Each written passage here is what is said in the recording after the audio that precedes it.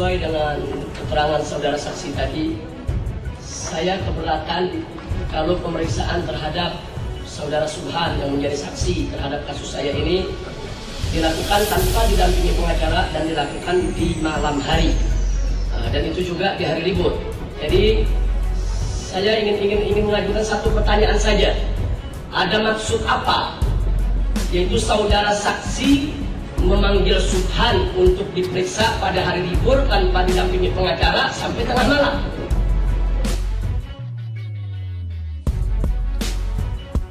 Sidang pra-peradilan HRS memanas. Konspirasi jebak HRS dengan bukti palsu terbongkar. Aparat, jaksa, dan hakim terbungkam. Dua sisi dunia kami torehkan dan ungkap kepada Anda melalui catatan hitam. Beda jumlah undangan pernikahan anak HRS terungkap di pra-peradilan Gelora.co. Pak Habib, Ya, kami sebagai penyidik tentunya ingin segera menuntaskan penyidikan. nah, kita tahu itu bukan itu yang saya tanyakan. Bukan itu yang saya tanyakan. Ada maksud apa? Anda kan tadi sudah ditanya oleh pengacara, tahu kalau orang ini sebagai tersangka. Di samping dia sebagai saksi, dia sebagai tersangka. Yang artinya segala keterangan yang diberikannya, walaupun dia sebagai saksi, itu bisa memberatkan dia sebagai tersangka. Artinya atasan saudara tidak profesional dong, tidak menginformasikan kepada saudara tentang surat yang sudah dikirimkan oleh kuasa hakim hukum kami kepada Kapolri, kepada Kapolda, tembusan ke bagian reskrim. Apa atasan saudara tidak profesional? Tidak menginformasikan itu kepada saudara? Apa kerja polisi macam itu? Saya tanya sekarang kepada Anda sebagai penyidik. Sebagai penyidik, saya tanyakan, apa bisa dibenarkan di dalam hierarki daripada kepolisian suatu informasi yang begitu penting tidak diberitahukan oleh atasan kepada bawahan? Karena ini menyangkut nasib saya. Karena penyidikan yang amburadul yang dilakukan oleh pihak kepolisian, saya ditahan. Paham pertanyaannya? Jadi Anda punya maksud apa? Tidak ada maksud apa-apa. Kami hanya melaksanakan tugas untuk melakukan penyidikan. Jadi Anda betul-betul tidak diinformasikan dengan atasan tentang itu yang tadi ditanyakan oleh kuasa hukum saya. Tidak. Proses dari PK itu ada. Sama sekali tidak disampaikan. Melakukan pemeriksaan kita tidak pernah mendengar itu. Nah, tapi saudara tahu kan kalau mereka itu sebagai tersangka dan dari hari pertama mereka ditahan, kami sudah minta mereka selalu didampingi oleh pengacara. Saya mengetahui bahwa tersangka kita bahwa saudara Subhan. Anda tidak konsultasi dulu dengan atasan saudara? Ada. Lalu dalam konsultasi itu juga tidak diberitahukan oleh atasan saudara? Tidak. Sama sekali. Hanya Jadi diberitakan. artinya apa itu kalau atasan saudara tahu itu tidak menginformasikan kepada saudara? Dengarkan dulu, dengarkan. Jadi kalau Anda sudah konsultasi dengan atasan saudara, kemudian atasan saudara tidak memberitahukan informasi yang begitu penting kepada saudara. Jadi yang ingin saya tanyakan di sini, apa memang atasan saudara yang tidak tahu aturan atau saudara yang sengaja ingin menyembunyikan yaitu informasi dalam persidangan ini? Anda sudah disumpah. Tidak boleh ada informasi yang disembunyikan atau Anda menyimpangkan informasi yang ada. Bisa jawab? Bisa jawab? Kami melaksanakan penyidikan atau melakukan pemeriksaan terhadap Subhan tentunya dengan koordinasi dan sudah dilaksanakan karena diperintah untuk melakukan penyidikan, kami dan sebagai penyidik melakukan dengan sebaik-baiknya. Satu lagi saya mau tanyakan, kalau itu jawaban Anda, di dalam pemeriksaan saudara Subhan, memang saudara Subhan mengatakan dia tidak dipukul oleh saudara, tidak diinjak, tidak ada kekerasan fisik, tapi ada kekerasan verbal, ada kekerasan lisan.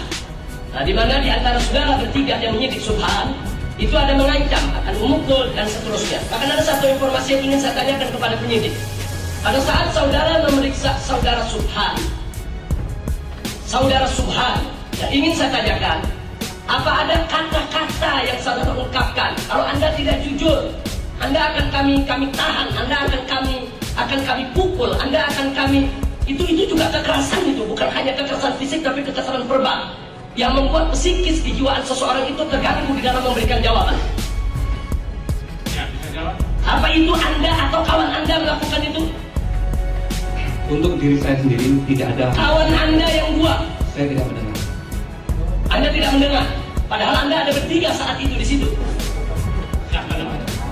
Saya tanya, Yang dua lagi siapa? Yang dua lagi Sapi. Ya nanti kita periksa. Orangnya ada? Sapi ada.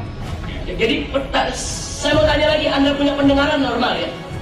Sangat normal. Sangat normal. Jadi Anda tidak mendengar itu? Tidak benar. Lalu kawan Anda melakukan penekanan verbal? Tidak ada penekanan dalam Jadi saya rasa cukup itu majelis hakim. Saya hanya ingin menekankan di sini bahwa ada ketidakprofesionalan yang dilakukan oleh Polda Metro Jaya tidak menginformasikan, yaitu kepada tim penyidik yang semestinya diinformasikan agar mereka tidak sewenang-wenang terhadap para saksi. Sekian, terima kasih. Saya ingin langsung saja menanyakan kepada saudara saksi.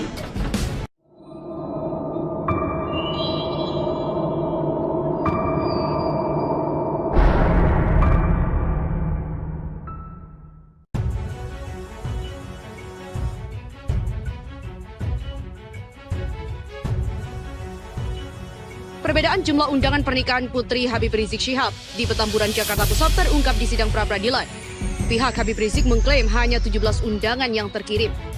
Sidang pra-peradilan perdana Habib Rizik terkait dengan kasus penghasutan kerumunan di Petamburan itu digelar di PN Jaksel pada Senin 4 Januari 2021.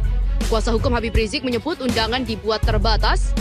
Terkait dengan pernikahan tersebut, pemohon dan keluarga hanya memohon undangan terbatas dan yang terkirim hanyalah 17 undangan.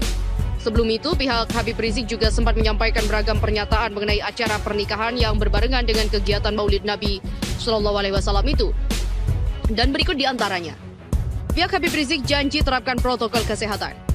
Panitia pernikahan anak Habib Rizik Syihab, Syarifah Najwa Shihab berjanji menerapkan protokol kesehatan pencegahan COVID-19.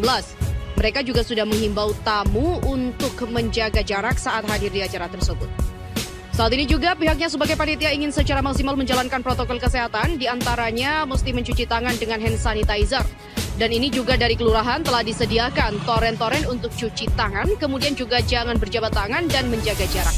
Demikian kata Ketua Panitia Maulid dan Pernikahan Haris Ubaidillah di Petamburan. Sementara Slamet Ma'arif menyebut ulama dan Habib diundang.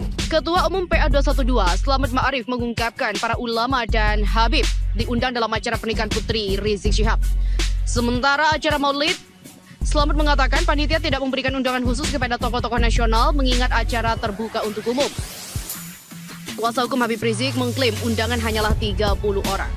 Kuasa hukum Habib Rizik, Aziz Yanuar, mengklaim bahwa undangan untuk pernikahan Putri Habib Rizik Syihab di Petamburan, Jakarta Pusat hanya untuk 30 orang. Namun masa yang datang ke acara yang sekaligus untuk memperingati Maulid Nabi Muhammad SAW itu di luar perkiraan. Awalnya memang niat keluarga Habib Rizik Syihab itu adalah mengadakan acara besar-besaran. Tidak ada hanya untuk keluarga, tetapi usul dari panitia DPP FPI untuk itu jadi murni adalah usulannya. Namun dia menyebut masa yang hadir di luar prediksi. Aziz mengatakan pihak FPI sudah melakukan berbagai upaya mitigasi selain meminta penutupan jalan untuk mengantisipasi masa. Kesulitan itu terjadi ketika hari hanya karena pihaknya tidak menyangka masa begitu besar seperti itu karena pihaknya menganggap sudah lewat euforia dan menganggap seperti itu. Sementara pengacara klaim undangan pernikahan hanya terkirim dari 17, Habib Rizik melalui kuasa hukumnya menjelaskan perihal acara pernikahan putrinya. Habib Rizik Syihab menegaskan undangan pernikahan tersebut dikirim terbatas. Pihak Habib Rizik juga mengatakan acara pernikahan tersebut juga telah mendapatkan persetujuan dari pemerintah kota administrasi. Acara Maulid Nabi yang digelar bersamaan oleh DPP FPI, kata dia, juga telah diketahui. Bahwa acara pernikahan tersebut disetujui dan dihadiri oleh pihak KUA Tanah Abang, serta acara Maulid Nabi diketahui dan disetujui oleh pihak Wali Kota Administrasi Jakarta Pusat. Dalam permohonannya, pihak Habib Rizik mengaku tak menyangka akan banyak warga yang hadir dalam acara itu. Namun warga yang hadir diminta menerapkan protokol kesehatan guna mendukung terlaksananya protokol kesehatan. Pihak DPP FPI juga membagi-bagikan masker, menyediakan hand sanitizer gratis dan tempat cuci tangan.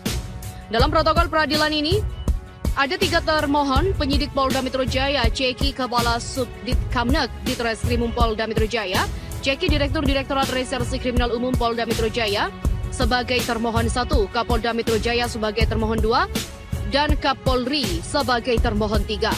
Pihak Habib Rizik anggap pasal penghasutan itu janggal. Pengacara Habib Rizik Syihab menilai pasal 160 KUHP tentang penghasutan yang disangkakan kepada kliennya janggal. Menurut dia, pasal tersebut diselipkan sebagai upaya untuk menahannya yang kerap mengkritik ketidakadilan. Hal itu disampaikan kuasa hukum Habib Rizik Muhammad Kamil Pasha dalam sidang pra-peradilan perdana atas kerumunan di Petamburan, Jakarta pada Senin 4 Januari 2021. Bahwa patut diduga pengenaan pasal 160 KUHP kepada pemohon diselipkan agar semata dijadikan dasar oleh termohon 1 sebagai upaya untuk menahan pemohon yang selama ini kritis mengkritik ketidakadilan yang terjadi selama ini. Demikian kata kuasa hukum Habib Rizik Muhammad Kamil Pasha dalam sidang pra-peradilan di PN Jakarta Selatan. Pihak Habib Rizik juga mengatakan dalam putusan MK nomor 7/PUU-7/2009 rumusan delik penghasutan dalam pasal 160 KUHP telah diubah dari delik formil menjadi delik material. Dalam rumusan itu, kata dia, seseorang yang melakukan penghasutan baru bisa dipidana bila berdampak adanya pihak yang terhasut dan berujung pada terjadinya tindak pidana lain sebagai akibat seperti kerusuhan atau suatu perbuatan anarki. Selain itu, menurut kuasa hukum Habib Rizik, pasal 160 KUHP sebagai delik material haruslah didasarkan pada bukti. Karena itu, pihak Habib Rizik meminta termohon 1 menghadirkan bukti-bukti material tersebut. Bahwa jika termohon 1 tidak mampu menghadirkan bukti-bukti material dan menghadirkan BAP atas saksi yang mengaku terhasut oleh pemohon, maka teranglah bahwa pasal 160 KUHP tidak bisa disangkakan kepada pemohon karena tidak ada satupun bukti material yang diisyaratkan sebagaimana telah diuraikan di atas. Sidang pra-peradilan HRS, kuasa hukum mengatakan ada pasal yang janggal yang sengaja diselipkan. Tim kuasa hukum Habib Rizik Syihab menjalani sidang pertama gugatan pra-peradilan di Pengadilan Negeri Jakarta Selatan pada Senin 4 Januari kemarin. Dalam sidang tersebut, Rizik yang tidak hadir dan hanya diwakilkan kuasa hukumnya menyoroti kejanggalan pasal 160 KUHP tentang penghasutan yang dinilai janggal. Tim kuasa hukum Rizik Muhammad Kamil Pasha menyatakan pasal tersebut diselipkan semata-mata hanya untuk menahan Rizik yang selama ini getol mengkritik pemerintah. Bahwa patut diduga pengenaan pasal 160 KUHP kepada pemohon diselipkan agar semata dijadikan dasar oleh termohon 1 sebagai upaya untuk menahan pemohon yang selama ini kritis mengkritik ketidakadilan yang terjadi selama ini. Dia menjelaskan putusan Mahkamah Konstitusi nomor 7/PUU-7/2019 telah mengubah rumusan delik penghasutan dalam pasal 160 KUHP dari delik formil menjadi delik material. Berdasarkan hal itu, seseorang yang melakukan penghasutan baru bisa dipidana bila berdampak adanya pihak yang terhasut. Lebih lanjut, Kamil Pasha mengungkapkan pengenaan pasal 160 KUHP sebagai delik material terhadap pemohon haruslah pula disandarkan pada bukti atau alat bukti material. Jadi bukan semata-mata berdasarkan selera termohon. Atas dasar itu, tim kuasa hukum Rizik Syihab meminta agar seluruh pemohon pra-peradilan diterima seluruhnya. Dan tak hanya itu, mereka meminta pada pihak termohon agar menerbitkan surat perintah penghentian perkara atau SP3.